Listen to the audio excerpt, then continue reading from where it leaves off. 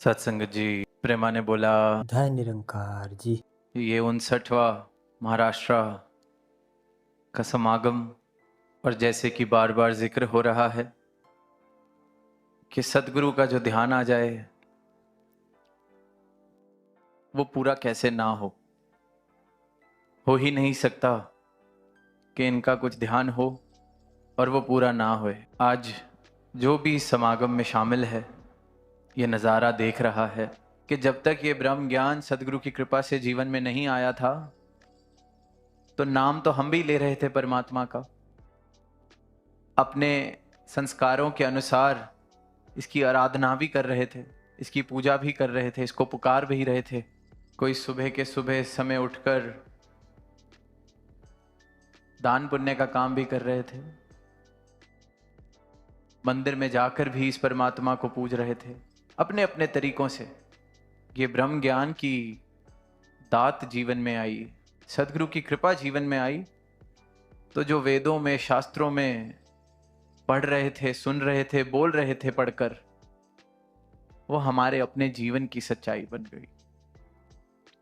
पढ़ते तो थे, श्लोक भी पढ़ते थे, मंत्र भी पढ़ते थे, वेद पुराण भी पढ़ते थे, और रोज इस बात का उच्चारण भी करते थे कि ये परमात्मा सर्वव्यापी है, परमात्मा हर जगह है, परमात्मा के बाहर कुछ नहीं। पर जब अपना ही बच्चा घर का ये सवाल पूछ ले कि हम रोज पूजा कर रहे हैं, आराधना कर रहे हैं, भक्ति वाले वातावरण में रहने का प्रयास कर रहे हैं, ये परमात्मा है कहां, दिखता क्यों नहीं, तो हम उस बच्चे की बात हंसकर टाल देते हैं। हम कह देते हैं कि बच्चे ऐसे सवाल करोगे तो यहां मन नहीं लगेगा, क्योंकि अपने पास जवाब नहीं। हमें भी यही पता है कि बस यही करना है। हम सब किसी ना किसी रूप में परमात्मा के प्रति अपनी आस्था की अभिव्यक्ति करते हैं। पर जब यही एक भोला सा सवाल एक बच्चा पूछ लेता है, अपने घर का बच्चा, जिसे खुद हम अच्छे स्कूल में भेज रहे हैं ताकि इसके पास दुनिया के सारे सवालों के जवाब हों, अच्छी पढ़ाई करे, अच्छी लियाकत प्राप्त करे, ताकि दुनिया के बड़े बड़े साइंस के एक्सपेरिमेंट करे, नई खोज करे, नई आविष्कार करे, इसकी बुद्धि में कोई कमी ना रहे, इसकी बुद्धि इतनी विकसित हो ताकि दुनिया जीत ले। वहीं एक भोला सा सवाल जब वो बच्चा पूछता है तो हम उस सवाल को कहते हैं कि इस सवाल को ना पूछा जाए। और वो भोली सी अवस्था में जो सवाल पूछा जा रहा है, जब उस सवाल को दबा दिया जाता है क्योंकि जवाब नहीं है किसी के पास, तो फिर वो दबा हुआ सवाल, उसके ऊपर ये संसार की परतें चढ़ती रहती हैं, संसार की जो सुनी सुनाई बातें हैं ये चढ़ती रहती हैं, और फिर वो कहीं भोला सा सवाल गुमसा हो जाता है।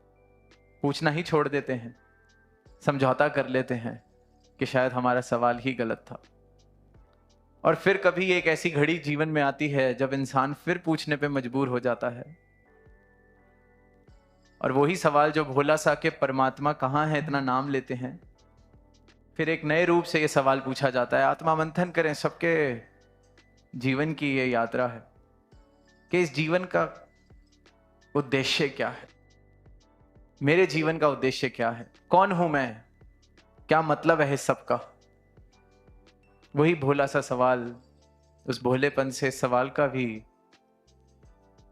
जैसे कहें कि उम्र बढ़ गई तो सवाल का ढंग बदल गया, जीवन देख लिया, जीवन के अनुभव हो गए, तब उन अनुभवों के कारण उस सवाल का जरा ढंग बदल जाता है। पर जवाब यही एक, जो उस बाल अवस्था में मिल जाता तो भी जवाब यही रहना था, या आज किसी भी उम्र के पड़ाव पर मिलता है तो भी जवाब यही हो जाता है, जो पिछले 2 दिनों से हम संतों के भाव श्रवण कर रहे हैं। देखा हमने, कोई उम्र की मोहताजगी नहीं, बाल अवस्था में भी इन सवालों का जवाब दिया गया, जवाब प्राप्त हुआ, क्योंकि युगों युगों से जब से मानव है, तब से इस सवाल का जवाब ये एक सत्य ही है, ये परमात्मा। और जिस जिस मानव के जीवन में ये सच्चाई, ये सत्य, ये बोध आ जाता है, फिर उसे पता लगने लगता है कि जिसे कहीं एक कोने में छुपा रखा था, समझा हुआ था कि कहीं दूर बैठा है, कहीं घड़ी के किसी खास समय में बंद है, कहीं किसी पर्वत चोटी पर है, कहीं किन्हीं चार दीवारों में है, कहीं किसी पुस्तक में बंद है जिसका राज, ये तो हर जगह है। इसके दर्शन मैं कर रहा हूं, इसको देख रहा हूं। आंखों से फिर फर्क की भावना मिट जाती है, भेदभाव वाली भावना मिट जाती है, क्योंकि जब इस परमात्मा का बोध होता है, इसके दर्शन होते हैं, तो फिर ये परमात्मा कण कण में दिख रहा है, जर्रे जर्रे में दिख रहा है, घट घट में दिख रहा है। और एक एक भक्त जब इस जीवन की यात्रा कर रहा है, तभी बार बार चेतनता का जिक्र भक्ति की राह पर किया जाता है। पर वहीं जब अपनी मुझे पहचान मिल गई कि ये सर्वव्यापी परमात्मा, इसी का मैं अंश, जब ये भाव समझ आ गया, जिन्हें आज भी श्रवण किया कि मन तू ज्योत स्वरूप है, जब ये बोध हो गया, जब ये बात समझ आ गई कि मैं तो ये ज्योत हूं, इस परमात्मा का मैं अंश हूं, इसी में से मैं आया हूं, और इसी में से ये सारी ही सारी वसुधा सब आए हैं, जो मुझे दिख रहा है ये सब इस परमात्मा का रूप। तभी वो भाव फिर सार्थक होते हैं, वो शब्द सार्थक होते हैं कि वसुदैव कुटुंबकम। तो ये जो भोला सा सवाल है, इस सवाल का जवाब मिल सकता है। और मजे की बात यह है कि जो जवाब है वो भी तभी समझ आता है जब जीवन में वापस वो भोलापन आ जाए, जब ये चालाकियां, जब ये अहंकार मैं छोड़ने को तैयार हो जाऊं। अगर इस भाव से आऊंगा कि मुझे कौन बताने वाला है, तो ये सीधा सा इशारा कि ये रहा परमात्मा, ये कण कण में होते हुए भी इससे मैं वंचित रह जाता हूं। तो अपनी मैं को छोड़कर जो जो समर्पित हुआ है, उसने परमात्मा को प्राप्त किया है। अधिकतर दुनिया अगर परमात्मा से वंचित है तो इस कारण क्योंकि सोचते हैं कि परमात्मा कोई विधि है, कोई तरीका है, कोई मंत्र है अपने अटके हुए रुके हुए कामों को पूरा कराने का। इसलिए फिर इंसान भटकता है, एक यहाँ ट्राई किया, वहाँ ट्राई किया, ये ट्राई किया, वो ट्राई किया, कुछ तो काम आएगा, आ भी जाता है, कुछ ना कुछ तुक्का कहीं ना कहीं बैठ भी जाता है। फिर कुछ समय हम उस तरीके के साथ चलते हैं, फिर जब वो तरीका चलना बंद हो जाता है, फिर नया तरीका। क्योंकि इंसान को ये लगता है कि परमात्मा मेरे संसारिक काम आसान करने के लिए, परमात्मा मेरे रुके हुए कामों को पूरा करने के लिए, इसलिए फिर जो परमात्मा का सच्चा रूप है उससे वंचित रह जाता है। क्योंकि परमात्मा की प्राप्ति अगर की जाए तो इस परमात्मा के लिए, प्रेम के लिए, भक्ति के लिए, प्रेमा भक्ति के लिए कि जीवन में जो परिस्थितियां हों, आपका प्रेम मेरे जीवन में बना रहे। और जिस जिस संत ने समर्पित होके इस परमात्मा के साथ प्रेमा भक्ति वाला रिश्ता बनाया है, इसको जानकर, देखकर, मुमकिन ही तभी है। अगर परमात्मा को देखा होगा, जानते होंगे, तभी तो फिर इसके साथ प्रेम हो सकता है। और जब जब जीवन में ये प्रेम स्थापित हुआ है, तो फिर ये दुनियादारी वाले मसले इतने बड़े लगने ही बंद हो जाते हैं, क्योंकि अपनी सच्ची पहचान मिल जाती है। पता चल जाता है कि जितने काम आज तक हुए हैं सब इसकी कृपा से ही, तो आगे भी जो होना है इसकी कृपा से ही होना है। किसकी कृपा? इसकी एक की। फिर भटकन मिट जाती है, आत्मा मंथन का जिक्र जो बार बार हो रहा है। तो ये तो मेरा स्वयं से सवाल हो, खुद से सवाल हो कि जीवन की जो मैं यात्रा कर रहा हूं, क्या सिर्फ ये मैं कह रहा हूं कि मेरे जीवन में सदगुरु का उपकार है, सदगुरु के चरणों का एहसास है, प्यार है, या मेरा जीवन वाकई ही चल रहा है ऐसा? जीवन की यात्रा में अनेक परिस्थितियां ऐसी आती हैं, मन डावाडोल होता है, गुरमत से मनमत की ओर भी जाता है, पर वहीं फिर संतों का संग, ये सेवा सिमरन सत्संग, ये आत्मा मंथन कि क्या इस पल में क्षण में जो मेरे मन के भाव आ रहे हैं वो भक्ति वाले, समर्पण वाले, एक भक्त वाले भाव हैं, या फिर मनमत वाले, दुनिया वाले भावों से मेरा मन भरा हुआ है।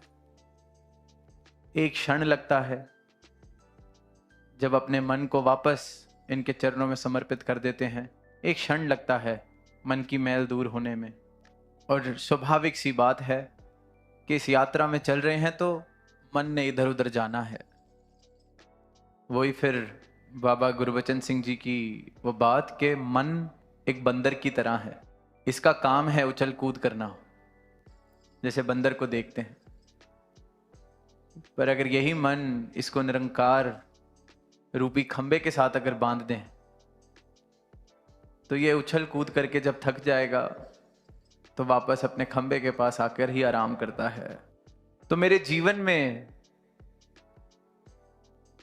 ये इस डोर जो मेरे जीवन की है, इनके चरणों में हो, इनके हाथों में हो, निरंकार रूपी खंबे से मेरा मन बंधा रहेगा तो फिर ज़्यादा दूर नहीं, वापस मैं बार बार यहीं आ जाऊंगा, दूर नहीं जाऊंगा इनके चरणों से। पिछले 2 दिनों से अनेक संतों ने अपने मन के भाव साझा किए, भक्ति की राह पर चलते हुए जीवन कैसे बिताया जा रहा है, कैसे ये बात कही गई कि जो वेदों शास्त्रों में लिखा गया है वो हमारा अपना अनुभव बना है, कैसे ये भी गवाही दी, सच का सौदा लेकर भी अगर मैं कहूं कि मैंने व्यापार झूठ का ही करना है। अब अगर जो दुनिया है वहाँ मेहनत करते हैं, माया कमाते हैं, पैसे कमाते हैं, तो वहाँ वो पैसे ही लगते हैं अपना काम पूरा करने के लिए। वहाँ जाकर अगर कोई मुझसे कहे कि क्या मिलता है तुम्हें सेवा करके, क्या मिलता है सत्संग करके, कोई घर की रोटी आ जाती है, राशन आ जाता है, राशन तो जो माया है उससे ही आएगा। ये तो पूछने वाले की अज्ञानता है, क्योंकि उसको लगता है कि ये सौदेबाजी का कोई रिश्ता है कि कुछ वहां ऐसा मिल रहा हो तो लेने चलें। पर सदगुरु युगों युगों से मानव को जागृत कर रहे हैं। बार बार हमने ये बात भी सुनी कि जो गफलत में सो रहा है इंसान, गफलत में सो रहा है, नाम ले रहा है प्रभु का, पर ये जानता ही नहीं ये नाम लेने से सिर्फ बात नहीं बनने वाली, क्योंकि जब तक नाम लेंगे बिना जाने तो मैं परमात्मा की परिभाषा भी अपने अनुसार बनाता जाऊंगा, जैसा मुझे कोई बता देगा, जैसा मुझे कोई सिखा देगा, यही मेरा फिर तरीका बन जाता है धार्मिक होने का। पर सदगुरु दर्शन कराते हैं कि जिस परमात्मा को बार बार आवाज दे रहे हो, जिसकी पूजा कर रहे हो, जिसकी अर्चना कर रहे हो, बहुत मुबारक है, इसके दर्शन भी हो सकते हैं, इसे प्राप्त किया जा सकता है। दास ने कहीं पढ़ा कि एक चोर था पूरे गांव में, कमाल का चोर, चोरी भी करता था पर कोई सबूत नहीं छोड़ता था, तो सबको पता भी था शायद यही चोर है, पर कोई सबूत नहीं होते थे। तो एक दिन रात को अपने किसी मित्र के साथ वो चोर जा रहा था, तो वहीं मंदिर से गुजरे। दोस्त ने कहा, रे रात का समय है, आओ जरा मंदिर में ही देखें क्या चोरी की जा सकती है। तो वो जो चोर था कहता है, पागल है, आज तक पकड़ा ही इसलिए नहीं गया हूं क्योंकि कभी मंदिर से पैसे नहीं चुराए। अब कहने को तो वो चोर भी धार्मिक है, उससे बड़ा धार्मिक कौन कि इतना एक्सपर्ट, कोई सबूत नहीं छोड़ता, धार्मिक है, मंदिर से चोरी नहीं की। तो किसी ना किसी अदालत में उसको भी कह दिया जाएगा कि बिल्कुल धार्मिक है, देखो इसने मंदिर से चोरी नहीं की। और सदगुरु सिर्फ और सिर्फ जब अपना ज्ञान जब दे देते हैं तो हर एक इंसान में मंदिर दिखने लगता है, हर इंसान मंदिर हो जाता है, दर दर की ठोकरें खत्म हो जाती हैं। 2 दिन पहले बाल प्रदर्शनी में जाने का अवसर मिला, तो वहां एक छोटा सा मॉडल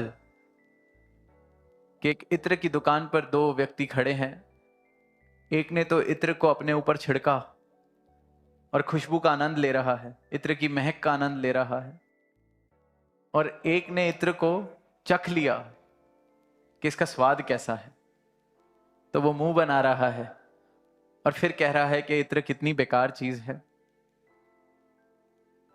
बोतल तोड़ दी। यही इंसान कर रहा है। परमात्मा, ये भक्ति, ये जिसके लिए प्राप्त करनी है उसके लिए प्राप्त नहीं कर रहा और फिर दुनिया में जाके ऐलान कर रहा है कि परमात्मा है नहीं। दुनिया में जाके ऐलान कर रहा है कि परमात्मा या ये जो सच की बातें हैं ये तो किसी काम की नहीं। अब इत्र को मैं भी अगर ज़बान पे रख लूं तो कोई मिठाई या कोई ऐसा स्वाद तो आने वाला नहीं है। छोटा सा मॉडल पर सारी की सारी मानव जाति की जो दुविधा है उसको दर्शा देता है। जिस चीज को शरीर पर लगाकर उसकी महक का आनंद लेना था, उसका स्वाद लेने का प्रयास किया जा रहा है।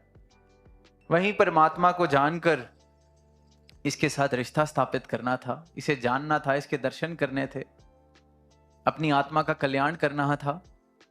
वहां परमात्मा के नाम पर इंसान ने क्या क्या नहीं कर दिया। परमात्मा के नाम पर दंगे, परमात्मा के नाम पर किस किस प्रकार के शोषण, क्या रूप हम देखते हैं। ये तो वही बात है कि इत्र को ज़बान पर लगाया हुआ है। कह रहे हैं कि परमात्मा का नाम लेकर हम देखते हैं कि एक दूसरे का शोषण किया जा रहा है। परमात्मा का नाम ही जो लिया जा रहा है वो धार्मिक भावनाओं से नहीं लिया जा रहा, प्रेम की भावना से नहीं लिया जा रहा। क्योंकि ये जो भावना हो, सही मायनों में धार्मिक होना मतलब इस परमात्मा के दर्शन घट घट में करना, हर एक संत में, हर एक इंसान में करना। क्योंकि वो नजर बदल जाती है। फिर अगर सबके अंदर मैं परमात्मा देख रहा हूं तो शोषण कर कैसे पाऊंगा? कैसे फिर किसी इंसान को मैं दुख दे सकता हूं? ये शिक्षा है सतगुरु की, ये संदेश है सतगुरु का। तो ये इत्र जो है ब्रह्म ज्ञान वाला, इससे जीवन महकाना है, सही मायनों में महकाना है। इसके अपने तौर तरीके नहीं बनाने। कोई इत्र खरीद के सब्जी में तड़का लगाने लग जाएगा तो इत्र की गलती नहीं, ये सच का सौदा है, सच्चाई वाले ही इसे ले सकते हैं। तो जो सदगुरु का ब्रह्म ज्ञान प्राप्त करके सही मायनों में धार्मिक हो जाता है, फिर उसका जीवन संवर जाता है।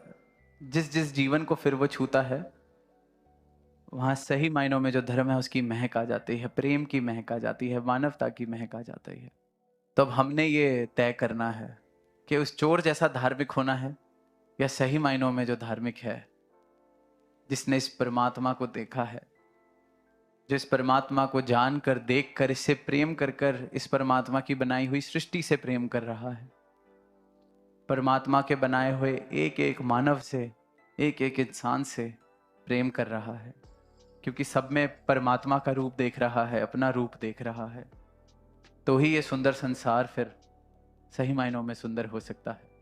और जिस जिसको ये नजर प्राप्त हुई है उसके जीवन में आनंद ही आनंद है। सोच के देखें, जहां देख रहे हैं परमात्मा के दर्शन, जहां देख रहे हैं आनंद ही आनंद, जहां देख रहे हैं सर वैसे ही झुक जाए कि ये मेरे परमात्मा की बनाई हुई मूर्त। जब नजरें इस प्रकार हो जाएंगी तो कोई किसी को कैसे दुख पहुंचाए, कैसे कोई किसी का दिल दुखाए। तो वो भाव बहुत मुबारक हैं कि मंदिर से चोरी नहीं की, बहुत मुबारक हैं। अगर कोई उतना भी धार्मिक है तो बहुत मुबारक है, क्योंकि फिर अगली सीढ़ी चढ़नी आसान है।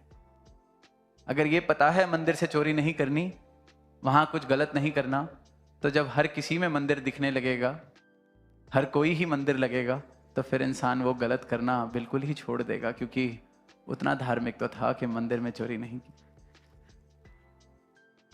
और ये नजर सदगुरु युगों युगों से मानव को देते आए हैं, प्रदान करते आए हैं। और आज भी बात बड़ी साधारण सी, क्योंकि सत्य है, सत्य हमेशा देखने में, सुनने में साधारण, सरल सत्य। सदगुरु कोई भी उलझने वाली, उलझाने वाली बात ही नहीं करते, सबका जीवन सरल कर रहे हैं। मानव ने खुद को ही उलझा रखा है, उलझनों में फंसा रखा है। ये उलझने खत्म कर देते हैं, बंधन काट देते हैं। तो जो जो भी आज यहाँ इनके दर्शन कर रहे हैं, यहाँ संतों का सत्संग कर रहे हैं, संतों का प्रेम प्राप्त कर रहे हैं, यहाँ नज़ारा देख रहे हैं, पहली बार शायद इस नज़ारे को देख रहे हैं, तो बात सिर्फ यही कि इनकी कृपा जीवन में हो जाए, इनका ब्रह्म ज्ञान जीवन में आ जाए, तो हर एक मानव चलता फिरता मंदिर लगने लगता है। तो ऐसी दुनिया हम सब मिलकर बसा सकते हैं। यही अरदास सदगुरु के चरणों से, आप ऐसी कृपा करना, जैसा संसार आप जी चाहते हैं वैसा संसार बनाने में आपके संत अपना योगदान दे सकें। प्रेम से कहना धन्य निरंकार जी।